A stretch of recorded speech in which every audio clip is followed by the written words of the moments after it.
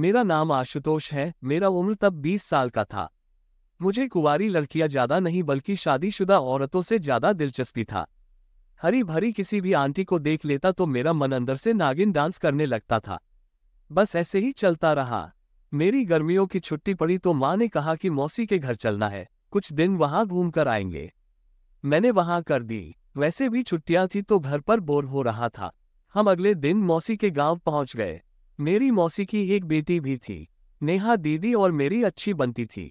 वहां जाने के बाद मेरा ज्यादातर समय नेहा दीदी के साथ ही बीतता था, क्योंकि मामी मौसी के साथ बातों में लगी रहती और मौसा जी अपने काम पर चले जाते थे और रात को आते थे।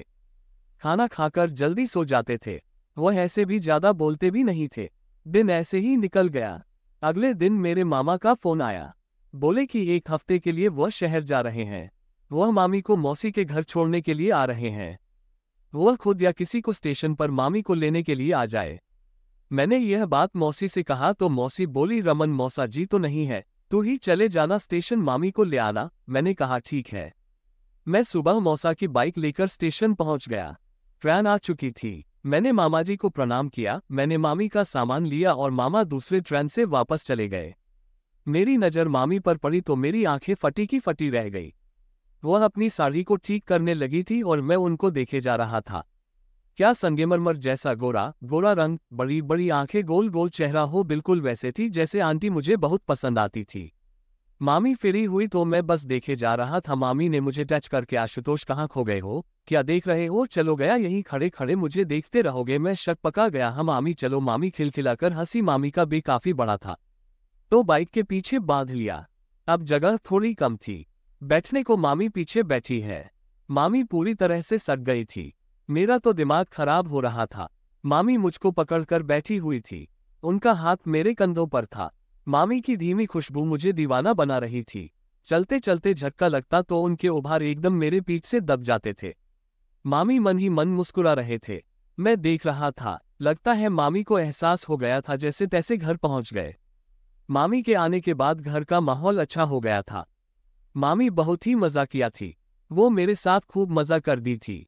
फिर मामी बोली, तेरे कितने गर्लफ्रेंड है, तुमने उसके साथ क्या क्या किया है।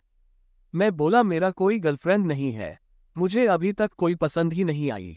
मामी, मुझे आप जैसी लड़कियां औरतें पसंद आती है, मुझे बिल्कुल आप जैसे चाहिए। मम्मी बोली, अच्छा जी, मैं अच्छा लगती हूँ तुमको। मैंने हिम्मत करके बोल दिया, हाँ मुझे आपका सब कुछ अच्छा लगता है। मामी शर्मा गई, बोली, हट बदमाश कहीं का। मामी की आंखें अचानक से एकदम नशीली होने लगी थी। अच्छा और बताओ क्या मन करता है तेरा। मामी को देखकर मैं शर्मा रहा था और घबरा भी रहा था, कहीं मामी बुरा ना मान जाए। वो बोली, बोल बोल क्या हुआ। मैं बोला, मामी मुझे आपके साथ रोमांस करने का दिल करता है। उनकी नज़र मुझ पर टिकी हुई थी और धीरे से बोली, तो तेरा मन करता है तो मैंने कब मना किया है। मैं हैरान था। मुझे अपनी किस्मत पर यकीन नहीं हो रहा था कि मामी क्या बोल रही है। मैं बोला, लेकिन मामी कैसे, आपके साथ सब करूंगा तभी। मामी बोली, मन करता है ना तेरा, बस फिर आज रात में तैयार रहना। इतना कहकर वह उठी और एक कटली सी मुस्कान देकर चली गई। रात होने का इंतजार करने लगा। आज का दिन बहुत बड़ा लग रहा था। मुझे अपनी किस्मत पर यकीन नहीं हो रहा था कि मामी सच में मेरे साथ वो सब करेगी। शाम हुई, सब लोग खाना वाना खाए। मैं दीदी वाले रूम में बैठा था। जल्दी से रूम में सब लोग टीवी देखने आ गए, क्योंकि मेहमान का रूम यही था और टीवी भी उसी कमरे में थी। मैं भी थोड़ी देर टीवी देखा और सोने का नाटक करने लगा, वरना दीदी और सब बातें करने बैठ जाएंगे। जब दीदी ने देखा कि मैं सो गया हूं, वह उठी और बंद कर दी और जाकर दूसरे बेड पर सो गई। मैं मामी का वेट कर रहा था। काफी देर हो गया पर मामी नहीं आई। मुझे कब नींद लग गई पता ही नहीं चला। मामी कब मेरे बाजू में आकर लेट गई। मैं जब मामी की तरफ करवट बदली और मेरी आंख खुली, फिर हमारा खेल शुरू हो गया। मामी एकदम 7वें आसमान पर थी। घमासान युद्ध के बाद रोमांस शुरू हो गया। सब पानी पानी हो गया। फिर मामी भी वहां से चली गई। मेरी सुबह नींद नहीं खुली। ज्यादा देर उठने के बाद फ्रेश होकर कमरे से बाहर आया। देखा तो मामी मेरी तरफ देखकर मुस्कुरा रही है। मामी को मैंने भी स्माइल दे दी। दीदी हम दोनों को देख रही थी। मैंने दीदी की तरफ देखा और गर्दन झुका ली और नाश्ता करने लगा। नेहा दीदी पास आई और बोली, नाश्ता करके रूम में आ, कुछ बात करनी है। मैं डर गया कि कहीं दीदी ने रात में सब देख तो नहीं लिया। नाश्ता खत्म करके रूम में पहुंचा तो दीदी ने एक जोरदार तमाचा मेरे गाल पर मार दिया। बोली आशुतोष, मैं मौसी को सब कुछ बताऊंगी तूने रात में क्या काम किया है, और मामी को भी शर्म नहीं आई, उनको भी तब पता चलेगा। मैं रोने लगा, दीदी से माफी मांगने लगा, उनके पैर पकड़ लिए, बोला दीदी आगे से ऐसा नहीं होगा। उन्होंने कहा पहले तुम दीदी दीदी का नाम बंद करो, अच्छा जो मैं पूछूंगी सच सच बताना। मैंने कहा हाँ हाँ बोलो। वो बोली कल रात में क्या क्या किया तुम दोनों ने मिलकर। मैंने कहा आपने तो देख लिया, तो फिर क्यों पूछ रही हो। वो बोली अंधेरा में क्या दिखेगा, मैं बस मामी को तेरे बेड पर जाते हुए देखा, तुम लोग कुछ कर रहे थे। मैं बोला मुझे बताने में शर्म आ रही है, तब गुस्से में बोली मैं अभी मौसी को बताती हूँ। मैंने झटके से कहा मैं मामी के 6162 कर रहा था। मैंने देखा कि दीदी के चेहरे पर अजीब सी बेचैनी देखने लगी थी। फिर वह बोली मैं एक शर्त पर तुम दोनों को माफ करूंगी, तुम दोनों आज भी वही काम करोगे। मैं देखना चाहती हूं कि तुम दोनों आज कैसे करोगे, और आज लाइट भी बंद नहीं रहेंगी। मुझे सब देखना है, और जाकर तुम मामी को सारी बातें बता दो, नहीं तो मैं कल सबको बता दूंगी। मैंने सारी बात जाकर मामी को बताई। मामी ने कहा क्या बात है, तेरी तो लॉटरी लग गई है।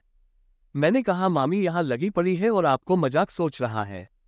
मामी ने कहा अरे चिंता क्यों कर रहा है, उसकी शब्द का मतलब कुछ और है। तेरी दीदी कल रात को हम लोगों का प्रोग्राम देखकर पागल हो गई है, वह डायरेक्ट बोल नहीं पा रही है या सब नाटक कर रही है। मैं सोचने लगा वैसे भी वह मेरी सगी दीदी थोड़ी नहीं है। मैंने कहा मामी दीदी भी तू एकदम कड़क है। मामी बोली बदमाश लड़का, अच्छा लगा, देख आज रात को तुझे जन्नत की सर करने का मौका मिलने वाला है। मैंने दीदी को बोल दिया कि मामी मान गई है। दीदी खुश हुई। जब रात हुई सबने खाना खाया, कुछ देर बाद दीदी भी आ गई। मैंने देखा आज दीदी कुछ ज्यादा खुश नजर आ रही थी, तभी मामी भी आ गई। दरवाजा अंदर से बंद कर दिया।